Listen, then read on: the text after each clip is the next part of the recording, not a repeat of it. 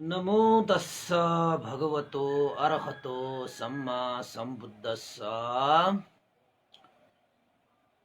नमामि बुद्धं गुणसागरन्तं नमामि धम्मं सुगतेन देशितं नमामि संघं मुनिराज सावकं। नमो बुद्धाय नमो धम्माय नमो संघाय।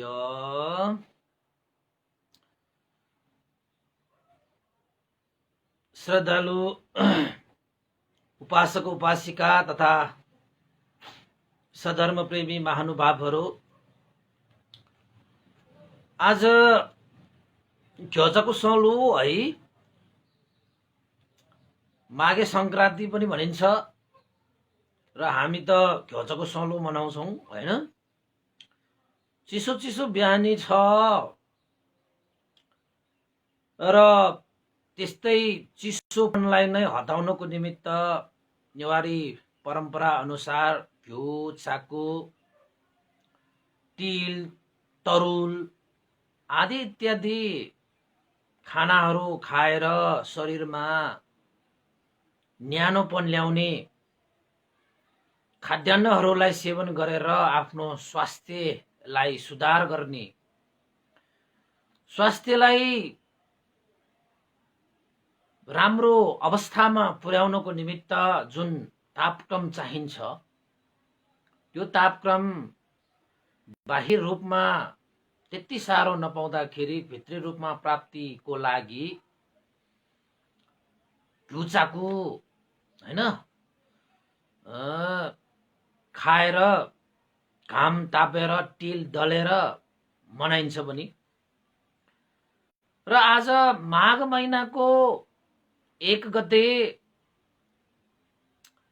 2077 साल बिहानको 9 बजे माघ महिनाको यो घ्यौचाको सलो माघे संक्रान्तिको दिन पनि हामी जुन धर्मदेशना निरन्तर गर्दै आइरहेका थियौं त्यसै निरन्तरताको अनुसार आज पनि म भिक्षु विमलो श्री सिद्धि मङ्गल बुद्ध विहार सिद्धिपुर साना गाउँ थसी महालक्ष्मी नगरपालिका वडा नम्बर 6 बुद्ध मार्गबाट धर्मदेशनाको लागि उपस्थित भइसकेको छु र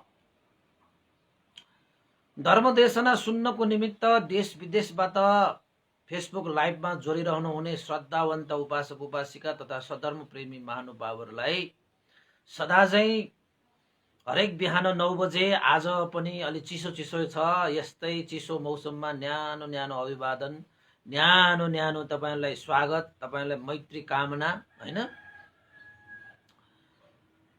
त उपासक उपासिका तथा सधर्म प्रेमी महानुभावहरू, आज हामी 296 औं भाग हैन 97 भाग भइसक्यो देशनाको क्रम छ। र आज तपाईहरु पनि अलिकति व्यस्त हुनु होला कि आज माघे संक्रान्ति परेको छ। नेवारी नेपाल भाषाबाट घ्यौचाको सलो यो एउटा साँच्चैकै महत्त्वपूर्ण संस्कृति हो, परम्परा हो हैन। यसरी स्वास्थ्यसँग सम्बन्धित विषयहरूलाई चाहिँ अलिकति हामीले महत्त्व दिनै पर्छ, किन त भन्दाखेरि स्वास्थ्य जस्तो ठूलो धन यो संसारमा अरु कुनै पनि हुँदैन। त्यसैले स्वास्थ्यको लागि हामीले आवश्यकता अनुसार खानपिन, बसाइ लवाई खवाई, विचार विमर्श, आहार विहार भन्छन् नि, त्यस्ता आहार विहारको पनि उचित सेवनले गर्दाखेरि हाम्रो यो स्वास्थ्य राम्रो हुन्छ, स्वास्थ्य बलियो हुन्छ, सुस्वास्थ्य लाभ हुन्छ, जसले गर्दा जीवन नै सुन्दर बन्न सक्छ। त्यसैले आजको दिनमा घ्यौचाको सलोको उपलक्ष्यमा सम्पूर्ण देशवासीहरूमा मंगल मैत्री शुभकामना व्यक्त गर्न चाहन्छु र साथसाथै देशनाको निरन्तरता अनुसार आज पनि म तपाईहरुलाई एउटा जातकै लिएर उपस्थित भएको छु, तयो धम्म जातक। त यो जातक पनि भगवान बुद्धले 45 वर्षसम्म धर्म देशना गर्नु हुँदाखेरि भिक्षुहरूको लागि उपकार हुने किसिमले यो देशना गर्नु भएको थियो। त्यसैले पनि 45 वर्षसम्मको यात्रामा विभिन्न जातकहरू मध्येमा ससाना जातकहरू पनि थुप्रै छन्। ती ससाना जातकहरू मध्येमा यो तयोधम्म नामक जातक पनि एउटा हो। यो जातकले पनि केही सन्देशहरू दिइरहेको छ। किन त भन्दाखेरि भगवान बुद्धको हरेक देशनाहरू सन्देशमूलक नै हुन्छ। र समाजमा बसिसकेपछि हामी कोही कोही मान्छेहरू कस्ता स्वभावको हुन्छन् त भन्दाखेरि, अब तपाईँ हामीले थाहा पाएकै विषयवस्तु हो। भगवान बुद्धको समयमा देवदत्त नामक त्यो भिक्षुले भगवान बुद्धलाई सम्म मार्नको निमित्त थुप्रै प्रयास गरेका थिए। तर बुद्धलाई मार्न सक्ने यो संसार त्रिलोकमा कोही पनि हुँदैन। तर देवदत्तले भगवान बुद्धको त्यो ऐश्वर्य, त्यो लाभ सत्कारलाई लोभिएर त्यो स्थानमा आफू पुग्नको निमित्त भगवान बुद्धलाई पनि हत्या गर्नको निमित्त कयौं पटक प्रयास पनि गरेको थियो। त कोही कोही मान्छेहरू कस्ता हुन्छन् त भन्दाखेरि, तपाईहरूको आफ्नो स्थान अरूले लेला हैन, आफ्नो जुन प्रतिष्ठा छ त्यो प्रतिष्ठा भन्दा पनि अरू माथि चढ्ला हैन। आफूले प्राप्त गरेको सदा आफूले नै प्राप्त गरिरहौं, कसैलाई पनि भागभन्दा गरी नदिउँ। आफ्नै मात्र बनाउन पाउँदाखेरि खुसी मान्ने व्यक्तिहरू थुप्रै छन्। यद्यपि आफूभन्दा पनि सक्षम, आफूभन्दा पनि दक्ष, आफूभन्दा पनि प्रज्ञावानहरूलाई स्थान दिएर चाहिँ हरेक क्षेत्रको उन्नति हुने हो। तर कोही कोही यस्ता चरित्रका मान्छेहरू पनि हुन्छन्, आफै लाउँ आफै खाउँ, आफै मोज मस्ती गरौँ, आफै मात्रै बसौँ, कसैलाई पनि आफ्नो चाहिँ प्रतिष्ठा, आफ्नो लाभ सत्कार अरूले नपाउन्। त्यति मात्र होइन, अरूले मेहनत परिश्रम गरेर ऊ भन्दा पनि उच्च स्तरको गुण वृद्धि गर्न थालियो भने त्यसलाई कसरी दबाउने, त्यसलाई कसरी खुट्टा तानेर उसलाई झारेर आफ्नो स्तर भन्दा पनि तल गिराउने, त्यस्ता कार्य गरेर पनि जीविका यापन गर्ने कयौं मान्छेहरू यो समाजमा हुन्छन्। यस्ता स्वभावहरू चरित्रहरू अहिले मात्रै उत्पन्न भएको चरित्र होइनन्। पहिलादेखि यो त अज्ञानता हैन, लोभ द्वेष मोह रूपी क्लेशहरूले वृद्धि गर्ने स्वभावहरू हुन् नि यस्ता। त हाम्रो समाजमा पनि यस्ता कयौं घटनाहरू तपाईँ हामीले देखेको हुनुपर्छ कि कुनै स्थानमा पुगेको व्यक्तिहरूले त्यो स्थान छोड्नै चाहन्न। कोही त्यो स्थानको हकदार हुन आयो भने त्यो हकदारलाई कसरी तल झारेर उसको नीचा देखाउने, अनि सदा चाहिँ त्यो स्थानको आफै मालिक भएर बस्ने, त्यो सोचमा नै व्यस्त हुन्छन् मान्छेहरू। त्यो स्थानमा बसेर त्यो स्थानबाट गर्नुपर्ने धर्म कर्महरू गर्नुभन्दा पनि त्यो स्थानलाई आफ्नो पोल्तामा कसरी पार्ने र अरू पोल्तामा पार्न आउने हकदार व्यक्तिहरूलाई कसरी चाहिँ तल झार्ने, त्यसैमा यो चाहिँ शरीर वचन मन लगाएर समय बिताउँछ र त्यो स्थानमा बसेर गर्नुपर्ने कर्तव्य धर्महरू निभाउनै पाउँदैन। किन त भन्दाखेरि समय त उसले अन्तै खर्च गरे नि हैन। कोही कोही मान्छेहरू कस्ता हुन्छ त भन्दाखेरि, आफूभन्दा कोही मान्छे ठुलो होला, आफूभन्दा माथि चढ्ला, आफूले भन्दा धेरै काम गर्ला, आफूले भन्दा सुख उसले पाउला हैन, आफ्नो भन्दा उसको नाम चम्केला, मेरो स्थानमा उसले ओगटेला आदि इत्यादि डर मान्दै बस्ने मान्छेहरू हैन। अब त्यो आफ्नो स्थान ओगट्ला, आफ्नो स्थानलाई हरपला भनेर षड्यन्त्र गर्न खोज्ने मान्छेहरू पनि नभएका होइनन् यो समाजमा। थुप्रै छन्। यो त अज्ञानताको एउटा पराकाष्ठ नै हो। लोभको, द्वेषको, मोहको, अज्ञानताको, तृष्णाको, अभिमानको, घमण्डको आदि इत्यादिको पराकाष्ठ।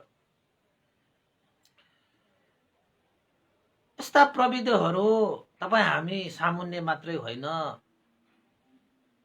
भगवान बुद्धको पालामा पनि थिए, त्योभन्दा पनि पहिला पनि थिए होइन, पछि पनि त्यस्ता स्वभावहरू हुन्छन्। त्यसैले हर हमेसा हामी चाहिँ सतर्क भएर, अप्रमादी भएर आफ्नो जीवनलाई चाहिँ सम्पादन गर्न सक्नुपर्छ।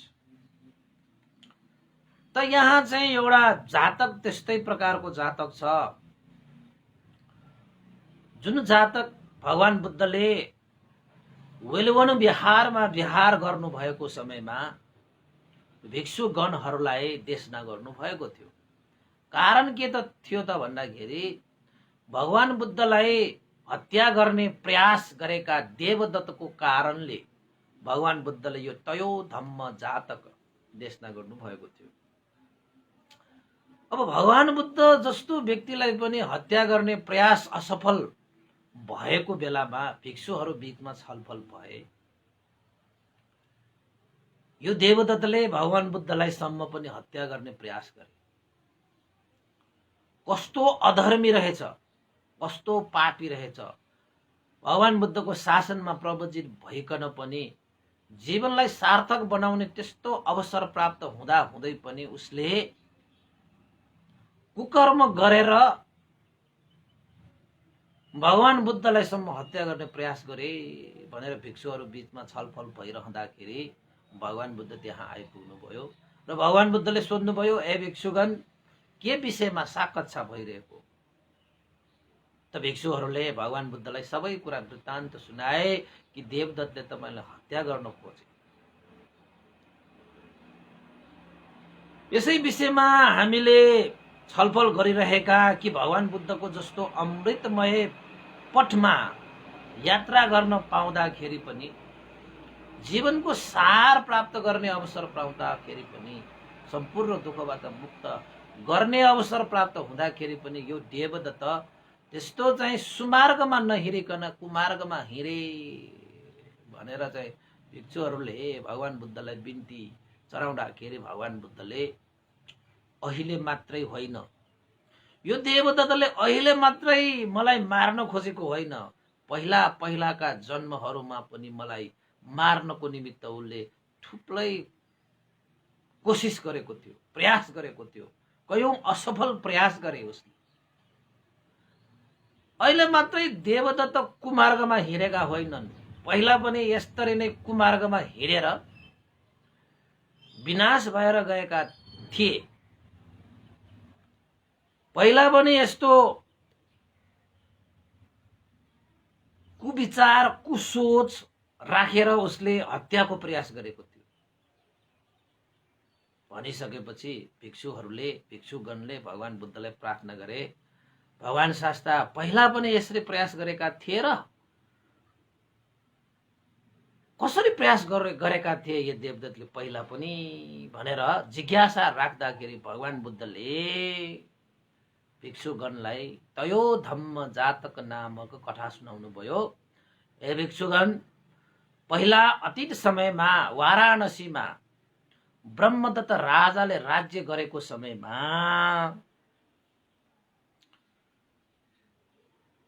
यो देवदत्त बाँदरहरूको राजा भएर जन्मेको थियो। जहाँ हिमवन्त प्रदेश थियो, त्यो हिमवन्त प्रदेशमा सम्पूर्ण बाँदरहरूको एक छत्र राज गरेर राजाको रूपमा जन्म लिएको थियो। त्यो देवदत्त त्यो बाँदर जन्म लिएर उसको सोच, उसको विचार कस्तो थियो त भन्दाखेरि, म त हिमवन्त प्रदेशको एक छत्र राजा बाँदरहरूको, यस्तो राजा भएर बस्नु भनेको चाहिँ ठुलै लाभ हो। त्यसैले चाहिँ यो राज्य सुखलाई सदा मैले भोग गर्न पाउनु पर्छ। यो राजाको पदवी मैले सदा पाइरहनु पर्छ। त्यसैले कोही कसैले पनि यो राजाको पदवीमा आँखा गाड्यो भने त्यसको आँखा फोडिदिन्छु म। कसैले राजा हुने चाहना गर्यो भने त्यसको मुटु नै फुटाइदिन्छु म।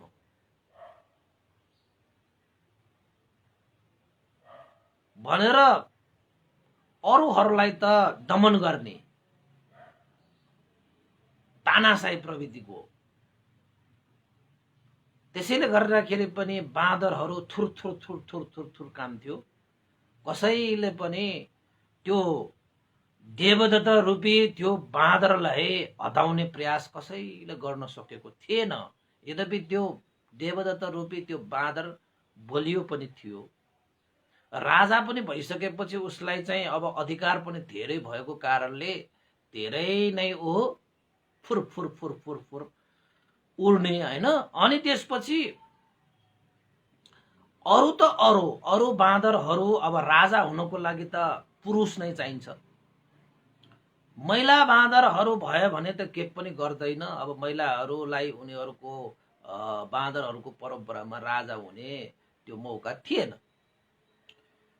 त जब कसैले पनि त्यहाँ चाहिँ पुरुष बाँदरलाई जन्म दिन्छ, ती पुरुषहरूलाई त कसैले राजा हुने सोच विचार मात्र गरे तापनि उसलाई चाहिँ दमन गरिहाल्ने त्यस्तो प्रवृत्तिको थियो। अनि अरूको अरू छोडिदिनुहोस् न तपाईँ, त्यो देवदत्त रूपी त्यो बाँदरले कसैसँग सम्पर्क गरेर उबाट पुरुष बाँदर जन्मियो भने अब आफूबाट जन्मिएका बाँदरहरूले भोलि पर्सि राजाको त्यो अधिकार लिन आयो भने त ऊ कुर्सीबाट झर्नुपर्ने हुन्छ, ऊ राज्यबाट राजाबाट ऊ च्युत हुनुपर्ने हुन्छ। त्यसैले उसले के गर्न थाल्थ्यो, के गर्थ्यो त भन्दाखेरि ऊबाट जन्मिएका जति पनि चाहिँ पुरुष बाँदरहरू छन्, सानै बेलामा ती बाँदरहरूलाई टोकेर ती पुरुष बाँदरहरूलाई खसी बनाउने। अहिले हामीले बोकाहरूलाई खसी बनाउँछ नि हैन, बोकाहरूलाई खसी बनाए जस्तै गरी त्यो देवदत्त रूपी त्यो बाँदरले आफूबाट जन्मिएका बाँदरहरूलाई पनि सानै बेलामा टोकेर खसी बनाउँथ्यो बा, जसको कारणले खसी भएका ती बाँदरहरूले राजा बन्न नपाउने नियम बनाइदिएछ। पूर्ण बाँदर हुनुपर्छ, पूर्ण पुरुष बाँदर हुनुपर्छ, त्यस्ताले मात्रै हिमवन्त प्रदेशको बाँदरहरूको राजा हुन पाउँथ्यो, नेतृत्व गर्न पाउँथ्यो। त अरूलाई त दमन नै गर्थ्यो, अरूलाई त माथि उठ्यो भने लात्ताले हिर्काएर जस्तो हिर्काएर तल झार्थ्यो, माथि चढ्न खोज्यो भने खुट्टा तानेर चाहिँ झार्थ्यो, अनि आफू नै सर्वे सर्वा भएर बस्ने सोच। अब अरूको त छोडौँ, आफूले जन्माएका त्यस्ता चाहिँ आफ्नो सन्तानहरूलाई सम्म पनि आफ्ना सन्तानहरूले आफ्नो चाहिँ प्रतिष्ठामाथि धावा बोल्छ, प्रतिष्ठा उसलाई चाहिँ स्थान लिन्छ हैन, अरूले आफ्नो पदलाई चाहिँ खोज्छ भनेर त आफूले जन्माएका सन्तानहरूलाई त खसी बनाउने त्यस्तो चाहिँ प्रवृत्ति चल्दै थियो। अनि ऊ पनि मक्ख मलाई यो मेरो राजा हैन, बाँदरहरूको नेतृत्व गर्ने राजाको पदबाट कसले मलाई चाहिँ खसाउन सक्छ, सबका सबलाई त मैले खसी बनाइदिइसकेँ, अब मलाई कसैले चाहिँ केही गर्न सक्दैन भनेर मक्ख परेर चाहिँ बाँदरहरूको राजा भएर राज्य सुख भोग गरेर बसिरहेको रहेछ। समय बित्दै गए एक दिन त्यही देवदत्त रूपी त्यो बाँदरबाट एकजना बाँदरनीबाट गर्भधारण भएछ, बाँदरनीमा गर्भधारण भएछ। अनि त्यो बाँदरनीले चाहिँ के सोच्यो त भन्दाखेरि ओहो मेरोमा त गर्भ रह्यो हैन, यो चाहिँ राजा बाँदरको बाटै ममा चाहिँ गर्भ रहन पुगेको छ। अब आमाहरूलाई भनेको त आफ्नो सन्तान त प्यारै हुन्छ। उसले त के सोचे त भन्दाखेरि अब यो म हिमवन्त प्रदेशमै बसेर मैले आफ्नो यो गर्भमा रहेको सन्तानलाई जन्मायो भने त यो देवदत्त रूपी यो बाँदरको राजाले त मेरो यो सन्तानलाई पुरुष भएर जन्मियो भने त उसलाई टोकेर बालकै समयमा उसलाई के गर्थ्यो, खसी बनाउँथ्यो। त्यसैले भएन, यसको अन्याय धेरै भयो। साराका सारालाई दमन गरेर आफ्नै सन्तानलाई पनि खसी बनाएर एक छत्र राज गर्ने जुन चाहिँ निरङ्कुशता यो हाम्रो हिमवन्त प्रदेशमा चलिरहेको छ, यसको अन्त हुनुपर्छ भनेर त्यो आमा चाहिँले चाहिँ त्यो हिमवन्त प्रदेशलाई छोडेर अन्यत्र कुनै पहाडमा गएर बसेछ। त्यो बाँदर राजलाई थाहा थिएन कि उसको उबाट हैन गर्भ रहन गएको कुरा उसलाई थाहा थिएन। त्यो बाँदर नि गएर अन्त पहाडमा बसेर धेरै समय बिताए, दुःख सुख सहेर भए पनि उसले कन्दमूल सन्दमूल फलफूल सलफूल खाएर भएर पनि आखिरमा गर्भ परिपक्व भइसकेपछि साँच्चै त्यो गर्भवती त्यो बाँदरले चाहिँ छोरा नै जन्माएछ। साह्रै खुसी भएछ। आफ्नो सन्तानहरू त मान्छेहरूलाई मात्र होइन, पशुहरूलाई पनि साह्रै प्यारो हुन्छ। पशुहरूमा पनि उनीहरूको चाहिँ फिलिङ्स हुन्छ, उनीहरूको हृदयमा पनि मैत्री करुणा हुन्छ, दुःख सुख भनेको यिनीहरूलाई पनि हुन्छ। त त्यो बाँदरनीले आफ्नो छोरालाई चाहिँ खुबै माया ममतामा हुर्काएछ, बढाएछ, खुवाएछ, पिलाएछ हैन। त्यो गर्भमा जन्म लिने त्यो बाँदरको छोरा अरू कोही नभइकन अहिलेका हाम्रा भगवान बुद्ध, गौतम बुद्ध नै बोधिसत्वको रूपमा त्यो बाँदरनीको कोखमा जन्म लिएको थियो। भनेपछि त्यो छोरा चाहिँ बोधिसत्व नै रहेछ। अनि त्यसपछि त्यो आमा चाहिँले के सोचे त भन्दाखेरि मेरो छोरालाई अहिले नै त्यो हिमवन्त प्रदेशमा लग्यो भने यो बाँदर राजले मेरो छोरालाई पनि टोकेर खसी बनाइदिन्छ र जीवनको कुनै औचित्य पनि रहँदैन, उसकै तल बसेर हैन उसकै आदेशमा जीवनयापन गर्नुपर्ने हुन्छ भनेर चाहिँ हिमवन्त प्रदेशमा लग्दै लगेन।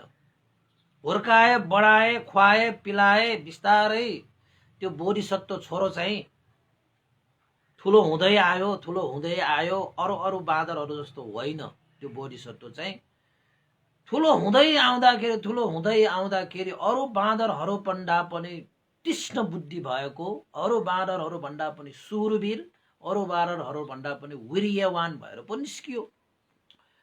त्यति मात्र होइन, त्यो बोधिसत्व त्यो बाँदर भएर जन्मिँदाखेरि बोधिसत्वमा यति शक्ति थियो कि, यति बलियो थियो कि टाढा टाढासम्मको त्यो रुखहरूमा पनि एकै छलाङमा पनि उफ्रेर, एकै छलाङमा पनि एउटा रुखबाट टाढा टाढाको रुखसम्म पनि उफ्रिन सक्ने शक्ति बल भएर आयो। भनिन्छ जातकमा चाहिँ हात्तीको जस्तो बल भएको चाहिँ बाँदरनीले एउटा छोरो जन्माएछ।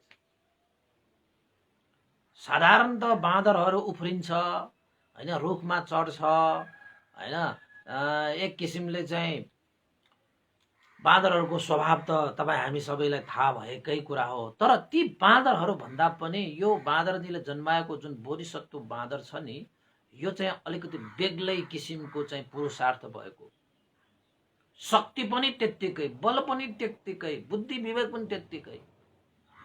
आमा चाहिँले खुबै खुसी भए, यस्तो छोरा हैन जन्माउनु मेरो लागि साँच्चैकै भाग्यको कुरा हो भनेर आमा चाहिँ पनि खुसी भए। छोरा चाहिँलाई खुवाउने पिलाउने गर्दा गर्दै हुर्काए, हुर्किँदै छोरा पनि ठुलो भयो।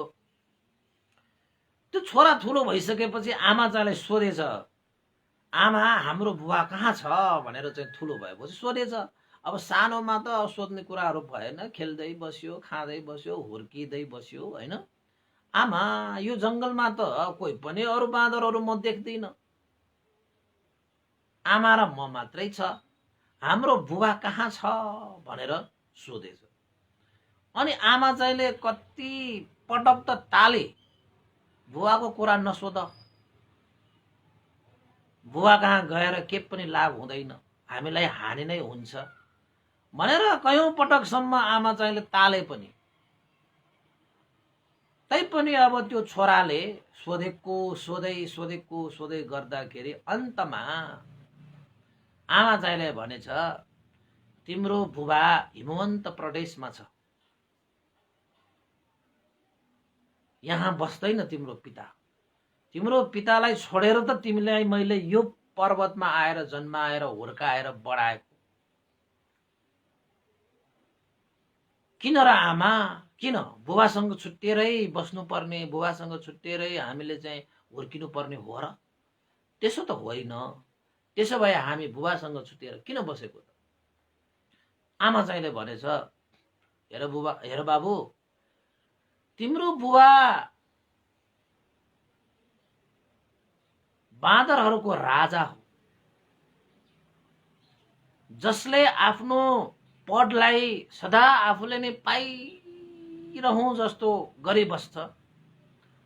आफ्नो स्थानमा अरूले ठाउँ ओगेट्ला भन्ने डरले अरूलाई दमन गरिरहेछ र आफूबाट जन्मिएका सन्तानहरूलाई पनि आफ्नो स्थानमा आएर बस्ला र राजा बन्ला भन्ने डरले आफूले जन्माएका सन्तानलाई सानै उमेरमा पनि टोकेर उसलाई खसी बनाउँछ। त्यसैले छोरा, तिमीलाई मैले तिम्रो पिताबाट बचाउनको निमित्त यो पर्वतमा आएर दुःख सुख भए तापनि तिमीलाई मैले हुर्काउन ल्याएको, ताकि तिमी पनि तिम्रो पिताबाट खसी नबनोस्। कयौं सन्तानहरूलाई खसी बनायो, कयौंलाई दमन गरे, तिम्रा पिता सही मान्छे होइन। त्यसैले हे छोरा, पिता कहाँ जाने कुरा पनि नगर, पिताको बारेमा सोध्दा पनि नसोध। हामी यो पर्वतमा रमाइलोसँग मजाले आमा छोरा बसेर जीवनयापन गरौँला। त्यो हिमवन्त प्रदेशको त्यो बाँदरहरूको त्यो राजमा हामी नजाउँ भनेर आमा चाहिँले छोरालाई सम्झाएछ। अनि छोरा चाहिँले के भनेछ त भन्दाखेरि, आमा तपाईँ किन चिन्ता लिनुहुन्छ, तपाईँले त्यस्तो दुःख गरेर कष्ट गरेर मलाई हुर्काउनु भयो, बढाउनु भयो, यत्रो जङ्गलमा कयौं मैले चाहिँ सङ्घर्ष गरेर म हुर्किएँ बढेँ, के तपाईँले आफ्नो छोरालाई चाहिँ कमजोर ठान्नु भएको छ? के तपाईँले आफ्नो छोरालाई निरीह ठान्नु भएको छ? तपाईँको छोरा पनि के कम छ र? जाउँ आमा, हेरौँला त्यो बाँदर राज, मेरा पिता बाँदर राजले केसम्म गर्दो रहेछ, म पनि हेरौँला। त्यस्तै अन्याय अत्याचार गरेको रहेछ भने देखाइदेऊला उसलाई पनि। एक न एक दिन त सबै मान्छे वृद्ध भएर जान्छ, सबै चिजहरू चाहिँ हैन पुरानो भएर जान्छ, सबैको समय त अवश्य आउँछ नि। जाउँ आमा, हिमवन्त प्रदेशतिरै जाउँ भनेर चाहिँ बोधिसत्वले आमा चाहिँलाई खचखच्याए। आमा चाहिँले धेरै पटक इन्कार गरे, होइन छोरा नजाऊ, तिम्रा पिता साह्रै बलवान पनि छ, साह्रै धूर्त पनि छ, कयौं चाहिँ उपाय लगाएर हैन कुनीतिहरू लगाएर कतिलाई दमन गरे, कतिलाई मारे, कतिलाई खसी बनाए, के गरेर चाहिँ आफू नै राजा भएर बसिरहने चाहिँ प्रविधि नै बनाइसकेको छ। त्यस्ता राज्यको हामीलाई केही खाँचो छैन, नजाऊ छोरा, जिद्दी नगर भनेर कयौं पटक पनि आमा चाहिँले रोके। तर बोधिसत्व कहाँ मान्थ्यो र अन्यायलाई सहनु पनि पाप हो भन्ने ठानेर बोधिसत्वले हेरौँला, तपाईको छोरा पनि कमजोर छैन, निरीह छैन, अब तपाईको छोरा पनि युवा अवस्थामा पुगिसकेको छ आमा, चिन्ता नगर्नु भनेर छोरा चाहिँले कर कर गर्दै आमा चाहिँलाई सम्झाएर आखिरमा आमा र छोरा हिमवन्त प्रदेशमा जाने भए। धेरै समयपछि आमा र छोरा हिमवन्त प्रदेशमा गएको बेलामा टाढैबाट त्यो बाँदर राजले आफ्नो त्यो श्रीमती र छोरा आइरहेको देखेछ। ओहो, मैले त यो कहाँ गयो, मर्यो कि बाँच्यो ठेगानै थिएन। धेरै समयपछि त आएछ त बा। लो, एकजना युवा हैन बाँदरलाई पनि लिएर आएको रहेछ। ए, यो त पक्कै पछि चाहिँ मेरो राज्यलाई हडप्नको निमित्त नै उसले चाहिँ यसरी छलछाम गरेको हुनुपर्छ। यो युवा बाँदरलाई बचाइराख्यो भने त यसले त मेरो सत्तालाई त पल्टाइदिन्छ। त्यसैले यसलाई त मैले जसरी हुन्छ यसलाई त खत्तम बनाउनु पर्छ भन्ने सोच राखिसकेको रहेछ त्यो बाँदर राजले। त यता आमा र छोरा पनि आउँदै गर्दै आखिरमा नजिक पुगे। बिचरा त्यो बाँदर राजलाई त मुटु नै ढुक ढुक ढुक ढुक भयो। ओहो, यो युवा बाँदरले त पछि मेरो सत्ता लिन्छ। बच्चै बेलामा यसलाई मैले टोक्न पाएन र खसी बनाउन पाएन। कहाँ गए भनेको त यसरी चाहिँ छोरै हुर्काएर पो ल्याएको रहेछ भनेर मनमा लिए। त्यसपछि उसले चाहिँ भन्न थाले, कहाँ गएका थियौ यतिन्जेल, कहाँ हराएका थियौ यतिन्जेल, छ कि छैन भन्ने थाहा नहुने गरी यत्रो समयसम्म कता बस्यौ तिमीहरू भनेर सोद्धाखेरि त्यो आमा चाहिँले के भन्यो त भन्दाखेरि, हामी अनित्य पर्वतमा गएर नै बसे, खाएँ पिएँ हुर्केँ, छोरा पनि जन्माए। त्यहीबाट बुवालाई भेट्ने चाहना धेरै गरेको कारणले गर्दाखेरि मात्रै मैले छोरालाई यहाँ ल्याएको। नत्र भने त हामी अनित्र पर्वतमै बस्ने थिए। तर छोराको जिद्दीको अगाडि मेरो केही सिप लागेन। तपाईकै छोरा हो यो भनेपछि त त्यो बाँदरको मुटुमा त धुक धुक धुक धुक भयो। लौ न, मेरै छोरा पो रहेछ। अब त यसले मेरो चाहिँ सत्ता पल्टाउने भयो, अब मेरो स्थान लिने भयो। यसलाई त सानै बेलामा मैले टोक्न पाएन, अब खत्तम भयो, युवा अवस्थामा पुग्यो। अब यसलाई त मैले जसरी भए पनि मारिदिनु पर्छ।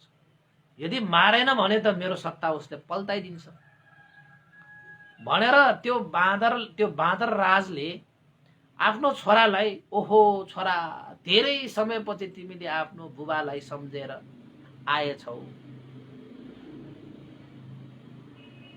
अब थाहा त थियो उसले टोक्न पायो भने त फेरि त्यति बेला पनि खसी बनाउन सक्थ्यो त्यसले। अब छोरा बाँदरलाई पनि थाहा थियो, बोधिसत्वलाई पनि थाहा थियो, यो पिता जतिसुकै मुखले मिठो मिठो बोले पनि हैन, मन त कालो भएकोमा हो नि यो बाँदर राज त। त्यसैले यसको अगाडि जानको निमित्त होस गर्नुपर्छ भनेर बिस्तारै गएछ अगाडि। गइसकेपछि त्यो बाँदर राजले, छोरा तिमीले पितालाई सम्झ्यौ, धेरै धेरै धन्यवाद छ।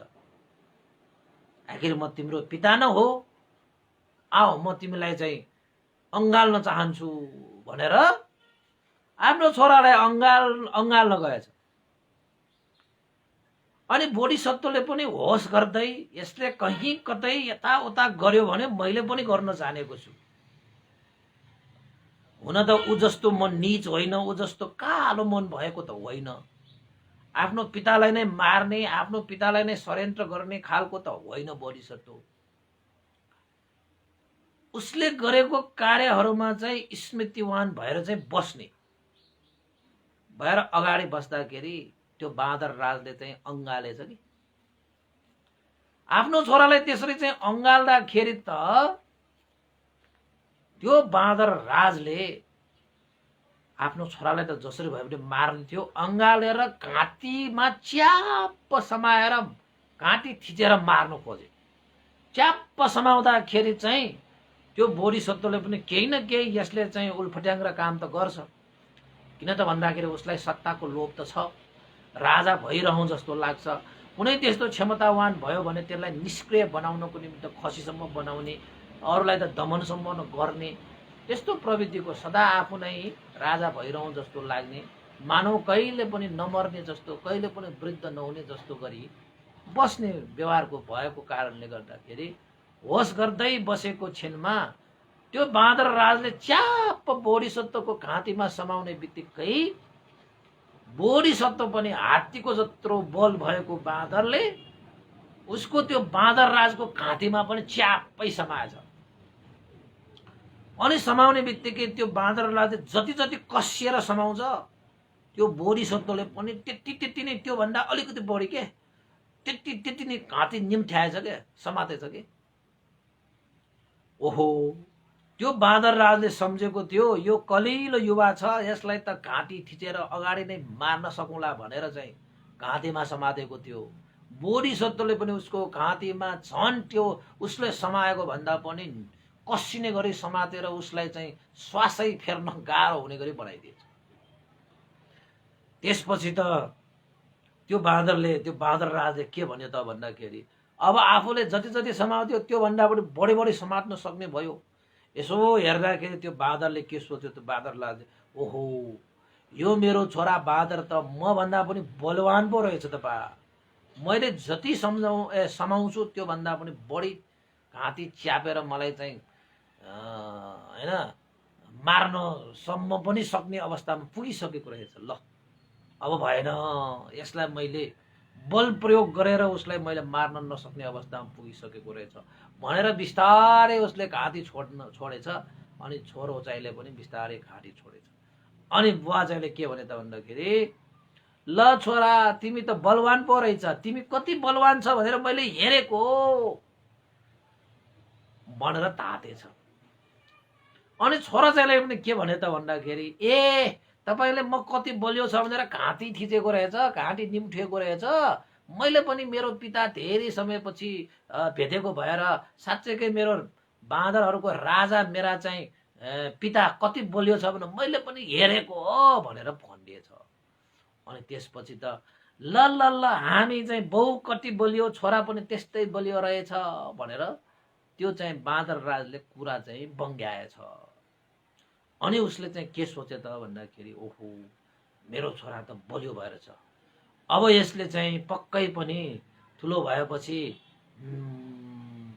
मलाई पनि हटाएर ऊ राजा अवश्य बन्नेछ, त्यसैले कुनै पनि हालतमा यसलाई मैले मार्नुपर्छ। अब बलले त पुगेन, अब बुद्धि लगाउनु पर्यो भन्दै उसले के सोचे त भन्दाखेरि, सोध्दै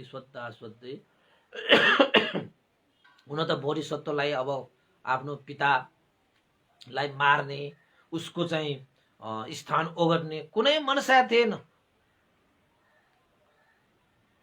होइन। अब सके आफ्नो पितालाई पनि ज्ञान दिने, अब नसके त अब के र, पछि मरेर गइहाल्छ, समय त सबैको आउँछ। र बाँदरहरूलाई चाहिँ परेको अन्यायलाई हटाएर सबैलाई न्याय दिने सोचबाट आएको रहेछ बोधिसत्व चाहिँ। अनि आमा चाहिँले पनि जहिले पनि बोधिसत्वलाई सम्झाउने, तिम्रो पिता सिधा मान्छे, सिधा चाहिँ छैन है, बाङ्गो तिङ्गो छ छोरा, त्यसैले हरेक क्षण हरेक समय पितासँग भेट्दाखेरि व्यवहार गर्दाखेरि अलिक चनाखो भएर बस्नु है, अलिक चनाखो भएर चाहिँ कार्यविधि गर्नु है भनेर आमा चाहिँले सम्झाएछ। छोरा चाहिँले के भनेछ त भन्दाखेरि, म तपाईँको पनि छोरा हुँ आमा, तपाईँले चिन्तै लिनु पर्दैन, बुबाको हरेक परीक्षामा म सफल भएर देखाइदिनेछु। र बुबाले एक दिन अवश्यमेव जतिसुकै बलको घमण्ड गरे पनि, जतिसुकै बुद्धिको घमण्ड गरे पनि, जुक्तिको घमण्ड गरे पनि एक दिन त्यो सबै चिज तोडिनेछ आमा, तपाईँ चिन्ता नलिनुहोस्। तपाईको छोरा पनि कमको छैन भनेर भने। हुन पनि हो, त्यो आमा चाहिँले छोराको त्यो बलहरू पनि देखिसकेको, बुद्धिहरू पनि देखिसकेको होइन। अब आफूहरू सँगै बस्दाखेरिको त्यो पर्वतमा बस्दाखेरि पनि अरू बाँदरहरूसँग नभएका गुणहरू प्रशस्तै मात्रामा आमा चाहिँले देखिसकेको। त्यसपछि एक दिन दुई दिन बित्दै गइसकेपछि त्यो बाँदर राजले के विचार गरे त भन्दाखेरि अब यसो गरेर पनि भएन, त्यसो गरेर पनि भएन होइन, यसलाई त जसरी भए पनि मार्नै पर्यो। कसरी मार्ने, के गरी मार्ने भन्दा सोध्दै एउटा दिमागमा चाहिँ आएछ। के आएछ त भन्दाखेरि त्यो हिमवन्त प्रदेशको नजिकै एउटा पोखरी छ, जुन पोखरीको बीचमा राम्रा राम्रा फुलहरू फुल्थ्यो, साह्रै सुन्दर फुलहरू फुल्थ्यो। जो कोही पनि त्यो फुल टिप्न गयो भने त्यो सुन्दर सुन्दर फुल भएको त्यो पोखरीमा राक्षसको बास थियो। त्यो पोखरीको बीच भागमा चाहिँ राक्षसको क्षेत्र रहेछ। त्यो क्षेत्रमा जो कोही आउँदाखेरि राक्षसले खान पाउने, राक्षसले आफ्नो खाना बनाउने दिनचर्या जस्तै भएको थियो। यानि कि एउटा चाहिँ राक्षसको पोखरी, यक्ष पोखरी थियो। त त्यो बाँदर राजले त्यो थाहा भएर उसले चाहिँ के सोचे त भन्दाखेरि अब मैले त मेरो यो छोरा बाँदरलाई त मार्न सक्ने भएन, अब त्यो चाहिँ बल फुर्ती गर्ने त्यो छोरो बाँदरलाई चाहिँ त्यो यक्ष पोखरीमा पठाएर राक्षसको खाना बनाइदिनु पर्यो। किन त भन्दाखेरि त्यो राक्षसले त्यो पोखरीमा आउने जो कोही प्राणीलाई पनि आफ्नो क्षेत्रमा पर्यो भने उसले क्वाप्प खाइहाल्छ। अब यो छोरालाई पनि राक्षसको खाना बनाइदिनु पर्यो भनेर सोचेर एक दिन चाहिँ त्यो बाँदर राजले छोरा चाहिँलाई बोलाएछ, बोधिसत्वलाई बोलाएछ। भनेछ, ए छोरा, अब म पनि वृद्ध भएँ, उमेर पनि ढल्किएर गइसक्यो, अब यो हिमवन्त प्रदेशको बाँदरहरूको राजा म मात्र कति भइरहँ। त्यसैले अब मैले जुन यो बाँदरहरूको राजा भएर चाहिँ राज्य सञ्चालन गरिरहेको छु, अब तिमीले चाहिँ यो राजा भएर यो चाहिँ जिम्मेवारी तिमीले सम्हाल्नु पर्छ। त्यसैले ए छोरा, तिमीलाई म राजा बनाउन चाहन्छु। त्यसको लागि तिमीले नजिकैको एउटा चाहिँ ठुलो पोखरी छ, जुन पोखरीमा सुन्दर सुन्दर फुल फुलिरहेको हुन्छ। त्यो फुल, दुईटा फुल तिमीले टिपेर ल्यायो भने तिमीलाई म आजको आजै राजा घोषणा गरिदिन्छु। हेर्नुहोस् है, त्यसले षड्यन्त्र गरेको। अब मान्छेहरूले चाहिँ बोल्न सकेन भने कूटनीति लगाउँछ, कूटनीति सकेन भने जालझेल गर्छ, षड्यन्त्र गर्छ। यो कालो मन भएका व्यक्तिहरूले कहिले पनि सेतो काम गर्नै सक्दैन। त्यसपछि छोरा चाहिँले पनि बोधिसत्व न हो, जस्तो सुकै काम अहरा पनि म त्यो गर्छु, जस्तो सुकै विघ्न बाधाहरूसँग पनि सामना गर्छु भन्ने चाहिँ एउटा चाहिँ होइन सुरवीरता, वीर्य र उपाय कुशलता भएको बोधिसत्व। त्यसपछि बुवा चाहिँलाई भन्नु, तपाईँको इच्छा अनुसार म अवश्य पनि त्यो पोखरीमा गएर दुईटा फुल लिएर आउनेछु। हे पिता, तपाईँ निश्चिन्त हुनुहोस्, तपाईँको आज्ञा, राजाको आज्ञा म पालन नगरौँला ल भनेर चाहिँ भनेछ। त्यो बाँदर राज चाहिँ मुसु मुसु हाँसेछ। बडा यसलाई चाहिँ राजा हुने होइन हतार रहेछ। फुल टिपेर ल्याऊ भन्ने बित्तिकै टिप्न जानको लागि कति हतार गरेको। ठिकै छ बाबु, तिमी त्यो पोखरीमा गइसकेपछि, त्यो त यक्षको पोखरी हो क्या, त्यो पोखरीमा गएर तिमीलाई फुल टिप्ने बित्तिकै तिमी राक्षसको खाना भइहाल्छौ। अनि मलाई ढुक्क हुन्छ, तिम्रो अन्त भयो भने चाहिँ म त राजाको राजा भइहाल्छु। त्यसैले आफूभन्दा ठुलो हेर्न नचाहने, आफ्नो स्थान लेला भन्ने डरले बस्ने होइन, सधैँ आफू मात्रै खाउँ, आफू मात्रै लाउँ, आफू मात्रै मान सम्मानमा बसौँ, आफूले मात्रै त्यो स्थान ओगट्नु पर्छ भन्ने सोच्नेहरूले त्यस्तै षड्यन्त्र गर्छ। त्यसपछि खुसी खुसीका साथ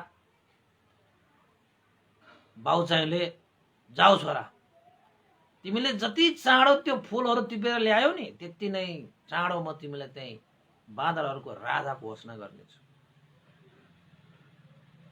भनेर भनेपछि छोरा चाहिँले पनि हुन्छ पिता, मलाई आशीर्वाद दिनुहोस्, जुन कार्यको लागि तपाईँले चाहिँ आज्ञा गर्नुभएको छ त्यो कार्य सफल होस् भनेर मलाई आज्ञा गर्नुहोस्, आशीर्वाद दिनुहोस्।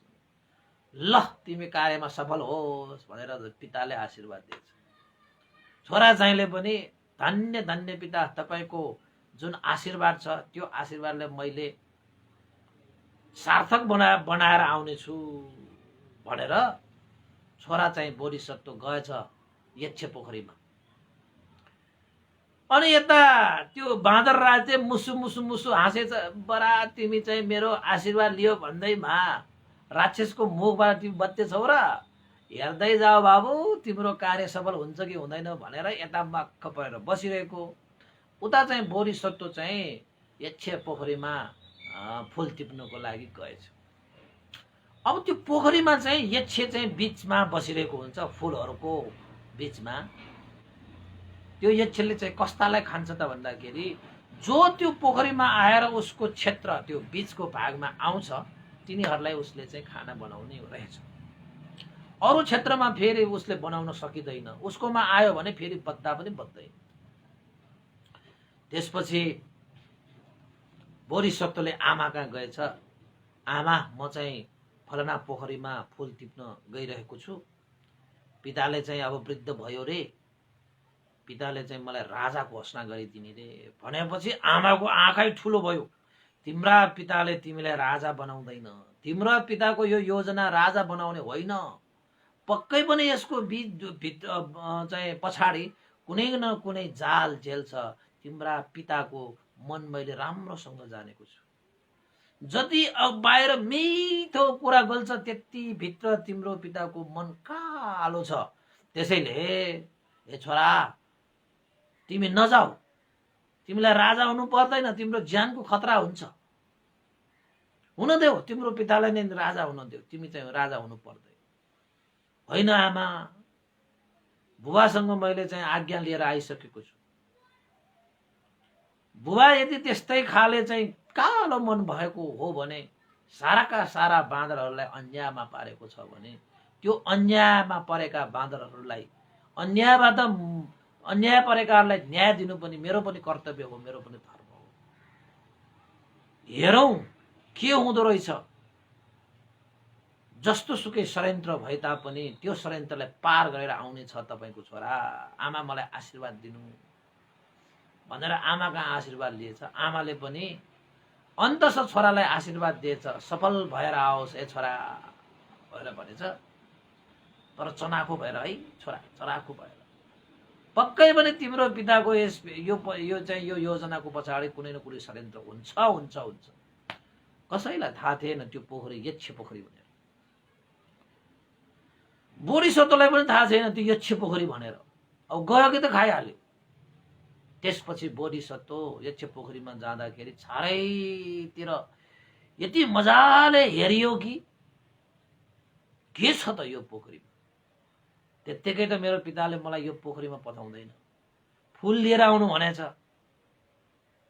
फुल छ कि छैन यसो हेर्छ त साँच्चकै बीच भागमा साँच्चकै सुन्दर सुन्दर फुलहरू फुलिरहेको चाहिँ थियो।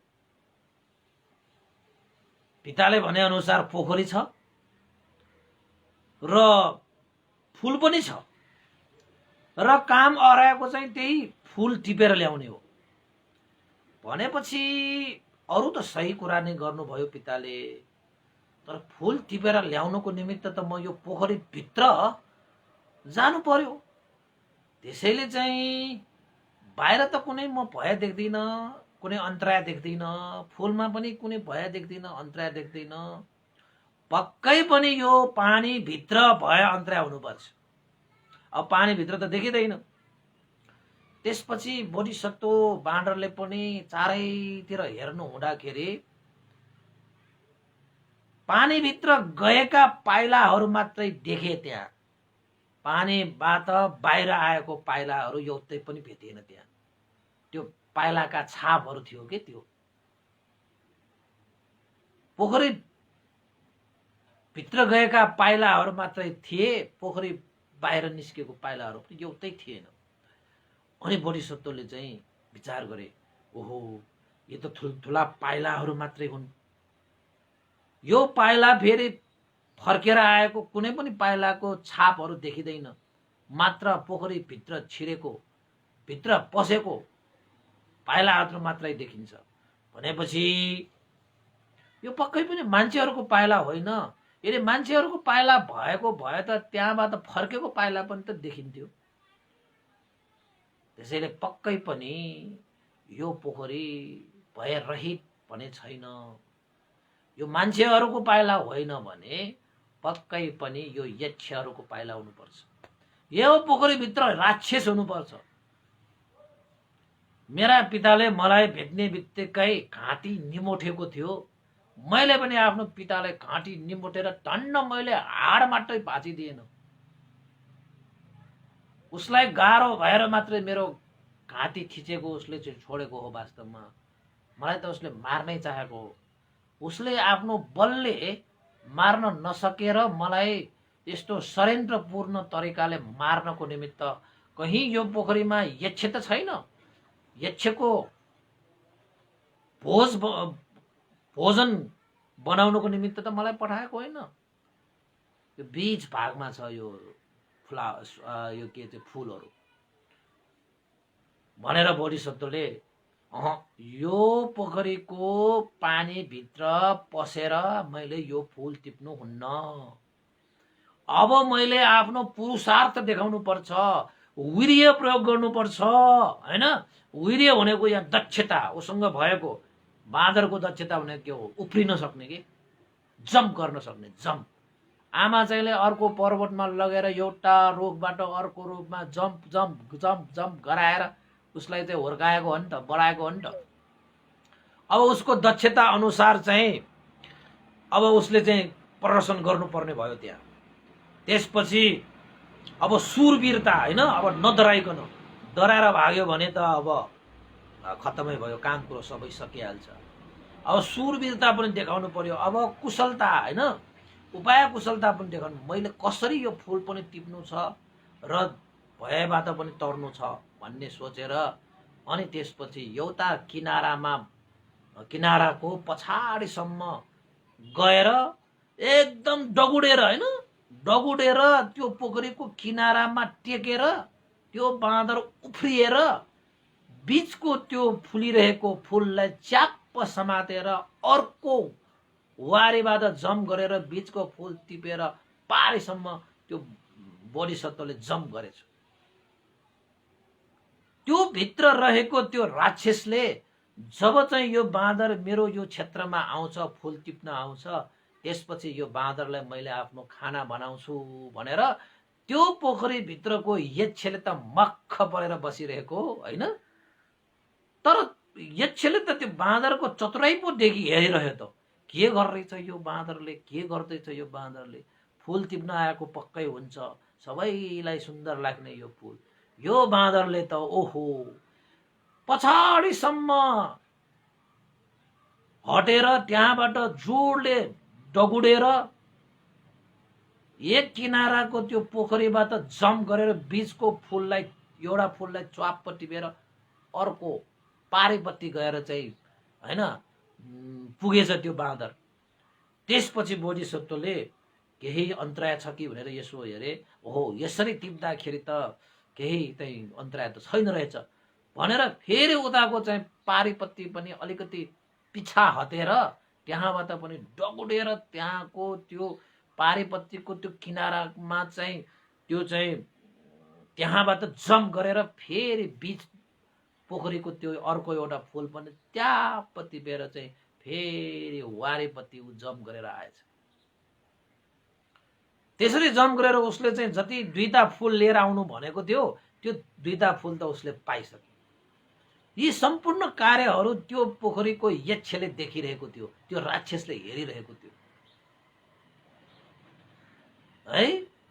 त्यो यक्षलाई त अचम्म लाग्यो, बाबा यो बाँदर भएर पनि यसले त कस्तो उपाय लगाएको, कति वीर रहेछ यो, कति सुरवीर रहेछ यो, यत्रो ठुलो पोखरीलाई पनि जम्प गर्न सक्ने, हैन, यसमा चाहिँ कति क्षमता रहेछ, कति दक्षता रहेछ, हैन। एकपल्ट मात्र उसले चाहिँ उफ्रेको होइन, दुईपल्ट उफ्रेर फेरि फुलहरू पनि टिपेरै लिए। कति सुरवीर रहेछ, कति सुरवीर रहेछ। यस्तो कार्य गर्नको निमित्त यो बाँदर भएर पनि यसमा कसरी चाहिँ उपाय कुशलता आएको होला। ओहो, यो बाँदर त साधारण चाहिँ बाँदर होइन, योसँग शत्रुहरूलाई परास्त गर्ने गुण विद्यमान छ। जस्तो सुकै शत्रुहरूलाई पनि यसले परास्त गर्ने क्षमता राख्दछ, किनभने यसमा वीर्य छ, यसमा शौर्य छ, र यो बाँदरमा प्रज्ञा पनि छ। वीर्य, शौर्य र प्रज्ञा भनेको मतलब, वीर्य भनेको दक्षता क्षमता, हैन, शौर्य भनेको चाहिँ सुरवीरता, र प्रज्ञा भनेको उपाय कुशलता। त यक्षले सोचेछ यस्तो गुणले सम्पन्न व्यक्तिहरू त जो कहिले पनि आफ्नो शत्रुहरूलाई सजिलैसँग परास्त गर्छ। आज म यक्ष भएर कस्ता कस्ताहरूलाई चाहिँ यही फूलको कारणले गर्दाखेरि आफ्नो क्षेत्रमा पारेर कस्ता कस्ताहरूलाई मैले चाहिँ भोजन बनाइसके। कुनै पनि चाहिँ यो जंगलको मै हुँ भन्ने जनावरहरूदेखि कस्ता कस्ता बुद्धिमानहरूले पनि यस्तो उपाय लगाएर यो फूल टिपेको मैले देखेको छैन। तर आज यो बाँदरले यस्तो उपाय लगाएर फूल टिप्यो, मनै ताजुब भए। यो बाँदरसँग यस्तो उपाय छ बा, यो त वीर हो, वीर भनेर त्यसपछि किनारामा भए बसिरहेका त्यो बाँदरलाई देखिने गरी त्यो पानीलाई चिरेर त्यो राक्षस चाहिँ माथि देखिन आयो। देखिन आइसकेपछि त त्यो बाँदरलाई त्यो चाहिँ के भन्छ हाम्रो बोधिसत्व बाँदरले, ओहो लहो रहेछ, मैले जे सोचेको त्यस्तै मैले पाएछु, यो त यक्षको पोखरी पो रहेछ भनेर सोध्दै गर्दाखेरि त्यो यक्षले के भने त भन्दाखेरि, हे बानेन्द्र, तिमी त साँच्चै सुरवीर रहेछौ, तिमीलाई मैले भोजन बनाऊ भनेर म कति यो पोखरी बीचमा आफ्नो क्षेत्रमा कुरिरहे, तर तिम्रो त्यो चतुर्याई, त्यो तिम्रो दक्षता, तिम्रो सुरवीरता, तिम्रो उपाय कौशलले देखेर त मनै प्रभावित भए। आजसम्म यो पोखरीमा आएर फूल टिप्न आउने कोही पनि मेरो हातबाट बचेर गएको छैन, तिमी चाहिँ बाँच्न सफल भयो। साह्रै तिमी वीर्यवान रहेछ, साह्रै सुरवीर रहेछ, साह्रै प्रज्ञावान रहेछ। किन तिमीले चाहिँ यसरी फूल टिप्न आएका, के को लागि फूल टिप्न आएका भनेर त्यो यक्षले सोधेछ। ए तिमी यो पोखरीको यक्ष पो हौ, राक्षस पो हौ? हो, म राक्षस हुँ, म यक्ष हुँ, सबैलाई भक्ष्य पनि गर्छु, तर आज तिमीलाई मैले भक्ष्य बनाउन सकिनँ। तिम्रो त्यो वीरता, सुरता र प्रज्ञालाई देखेर म त नतमस्त भए। यस्ता तीनवटा गुण जो कोहीसँग पनि छ भने उसले शत्रुहरूलाई सजिलैसँग परास्त गर्न सक्छ। जो व्यक्तिमा वीर्य छ, शौर्य छ, जो व्यक्तिमा प्रज्ञा छ, यो तीनवटा गुणधर्महरू जोसँग छ, ती व्यक्तिहरूले शत्रुहरूलाई सजिलैसँग परास्त गर्न सक्छ। ती तीनवटा गुण तिमीमा मैले देखेँ, तिमीलाई मैले विजय प्राप्त गर्न सक्दैन। तिमीसँग त म हारे, तिमी विजय हौ। भन के को लागि तिमीले यो फूल लिन आएका भनेर भनेपछि त्यो बोधिसत्व बाँदरले पनि के भने त भन्दाखेरि, हिमवन्त प्रदेशमा मेरा पिता बाँदर राज हुनुहुन्छ। मेरा पिताले आफ्नो राजसत्तालाई जोगाउनको निमित्त नाना थरीका दमनहरू गरे। आफूले जन्माएका सन्तानहरूलाई पनि टोकेर खसी बनाउन्थ्यो, मेरा आमाले मलाई धैर्य गरेर अन्तै पर्वतमा लगेर मलाई जन्माए, हुर्काए, बढाए, मलाई बलवान बनाए। मेरो आमाले आशीर्वाद दिँदै मलाई शक्तिशाली प्रज्ञावान पनि बनाए। र आफ्नो पितालाई भेट्नको निमित्त म हिमवन्त प्रदेशमा आएको थिएँ। बुवाले मलाई मार्नको निमित्त घाँटी समातेको थिएँ। मैले पनि बल लगाएर मेरो पिताको घाँटी समातेको थिएँ। तर मेरा पिताले मलाई बलले नसकेर यस्तो षड्यन्त्र बनाएर यो पोखरीमा, यक्षको पोखरी भन्ने मलाई थाहा थिएन। तिम्रो भोजन बनाउनको निमित्त मेरो पिताले यो षड्यन्त्र बनाएको रहेछ। तिमीले त मलाई खाने रहेछ। मैले त हेरेँ चारैतिर, सबै पाइलाहरू चाहिँ पोखरीमा मात्रै झरेको देखेँ, पोखरीबाट फर्केको मैले देखिनँ। त्यसैले यो पोखरीमा पक्कै यक्ष छ भन्ने मलाई लागेर मैले यो उपाय कौशलले गरेको। तर तिमीलाई अलिकति पनि डर लागेन? यो पोखरीमा खस्यो कि त तिम्रो ज्यान गयो? अलिकति पनि तिमीलाई डर लागेन? मलाई के को डर? म आफ्नो क्षमतामा चाहिँ पक्का छु। त्यसैले मलाई कुनै डर थिएन। त्यसैले मैले जम्प गरेर लिएँ। भनेपछि यक्ष त प्रसन्न भएर तिमी जस्तो वीरलाई यसरी फूल तिमीले बोकेर जानु सुहाउँदैन। तिम्रो पिता कहाँ म पनि तिमीसँगै आउँछु भनेर देऊ, मलाई हातमा ल्याऊ, देऊ भनेर पोखरीबाट माथि आएर बोधिसत्व बाँदर अगाडि नै बोधिसत्वको खुबै प्रशंसा गरेर साँच्चैकै वीर्य, शौर्य र प्रज्ञा हुने व्यक्ति शत्रुहरूलाई सजिलै परास्त गर्न सक्छ। तिमी साँच्चैकै गुणले सम्पन्न रहेछौ, तिमी धन्य रहेछौ। तिमी जस्तो व्यक्ति साँच्चैकै बाँदरहरूको राजा भयो भने ती बाँदरहरूले न्याय निसाब पाउनेछ, सुख शान्ति पाउनेछ। हिमवन्त प्रदेश बाँदरहरूको राज हुनेछ, बाँदरहरूको समृद्धि हुनेछ। जाउँ, यो मलाई फुल दियो। तिमीले यसरी चाहिँ फुल बोक्नु सुहाउँदैन। तिम्रो पछि पछि म तिम्रो चाहिँ फुल लिएर तिमीलाई चाहिँ अगाडि अगाडि राखेर अवश्य आउनेछु भनेर त्यो यक्षले फुल समातेर त्यो बोधिसत्व बाँदरलाई अगाडि अगाडि राखेर हिमवन्त प्रदेशतिर गएछ। हिमवन्त प्रदेशतिर गइसकेपछि उता त्यो बाँदर राजले त सोचेको थियो अब मेरो छोराले त्यो यक्षले भक्ष्य गरिसक्यो होला भनेर सोचेको त यता त के भएको रहेछ, बाँदर आफ्नो छोरा अघि अघि राखेर त्यस्तो भयानक यक्षलाई चाहिँ फुल बोकाएर आइरहेको देखेपछि त त्यो बाँदर राज त जति जति नजिक नजिक नजिक नजिक छोरा र त्यो यक्ष आयो त्यति त्यति उसको मुटु त हल्लिन थाल्यो। लौ न, मैले त सोचेको यक्षले भक्ष्य गर्यो भनेर सोचेको त मेरो छोराले त यक्षलाई पनि दमन गरेर आफूले बोकेर ल्याउने पर्ने त्यो फुललाई पनि उसलाई नै बोक्न लगाएर उसको पछि पछि राखेर पो आएको रहेछ। लौ, अब म बर्बाद भएँ। उसले मेरो षड्यन्त्र पनि थाहा पाए। अब यो यक्षले मलाई पनि खत्तम पार्ने भयो। यो छोराले मलाई पनि अब षड्यन्त्र थाहा पाइसकेपछि अब मेरो जीवन सुरक्षित भएन। अब म खत्तम, अब म बित्यो भनेर मुटु हल्लिएर हल्लिएर हल्लिएर हल्लिएर जति जति जति नजिक आए, जति जति जति नजिक आए त्यति त्यति नै मुटु हल्लिए गर्दै गर्दै त्यो मुल्लु पुटु पोलेर आखिरमा त्यो बाँदर राजले मुटु नै 7 टुक्रा हुने गरी मुटु फुटेर आखिर रगतै ओक्लेर आखिरमा त्यो बाँदर राज बितेछ, मरेछ। उसको देहान्त भएछ र सबै बाँदरहरू मिलेर आखिरमा त्यो बाँदर राजको छोरा बोधिसत्व बाँदरलाई नै सबैले जय जयकार गर्दै बाँदरहरूको राजा हिमवन्त प्रदेशको बाँदर राजमा घोषणा गरिदिए है। अनि त्यो यक्षले पनि त्यो दिनदेखि त्यो पोखरीको त्यो फूल जति सुकै सुन्दर भए तापनि ती बाँदरहरूको लागि आवश्यक परे अब आइन्दाखेरि यो बाँदरहरूको राजा घोषणा हुने बेलामा मेरो पोखरीमा आएर फूल लिएर मात्रै राजा घोषणा गर्नु भनेर अनुमति दिएर यक्ष पनि फर्के।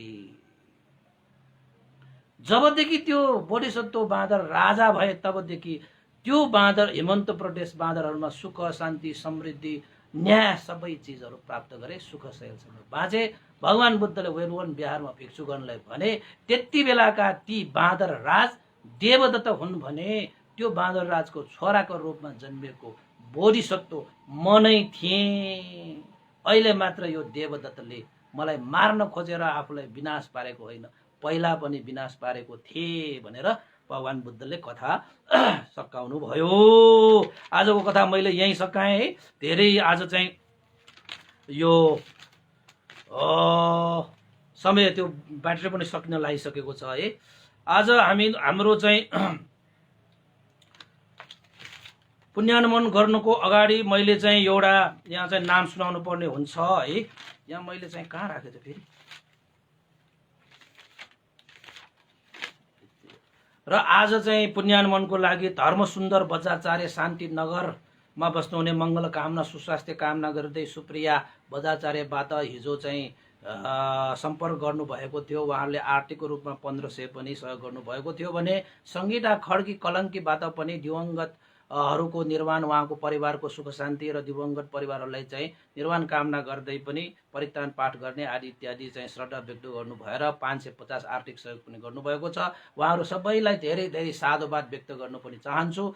र अन्तमा पुण्यानुमोदन गरौँ। यो पुण्यको अनुभवले गुरुवर ज्ञानपुटिक महास्तवीर भन्ते लगायत स्याडो उपन्दिता विवंशलाई सम्पूर्ण देवता अमनुष्य र सत्व प्राणीहरूलाई यो पुण्य लाभ है। तपाईँहरूको जीवन पनि सुखमय होस्, शान्तिमय होस् भन्दै पुण्यानुमोदन गरौँ। सबैलाई साधुवाद। इदं नो ज्ञातिनं होतु सुखिता हन्तु ज्ञातयो, इदं नो ज्ञातिनं होतु सुखिता हन्तु ज्ञातयो, इदं नो ज्ञातिनं होतु सुखिता हन्तु ज्ञातयो। एतावता चम्मेहि सम्भतं पुण्यसम्पदं सभ्ये देवानुमोदन्तु सम्भ सम्पत्ति सिद्धिया। एतावता चम्मेहि सम्भतं पुण्यसम्पदं सभ्ये सत्तानुमोदन्तु सम्भ सम्पत्ति सिद्धिया।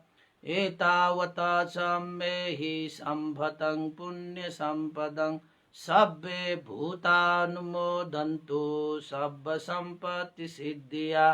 साधु साधु साधु भवतु सब मङ्गलं। 2-3 मिनटको भिडियो क्लिप्सहरू पठाउन नभुल्नु होला। सबैलाई साधुवाद।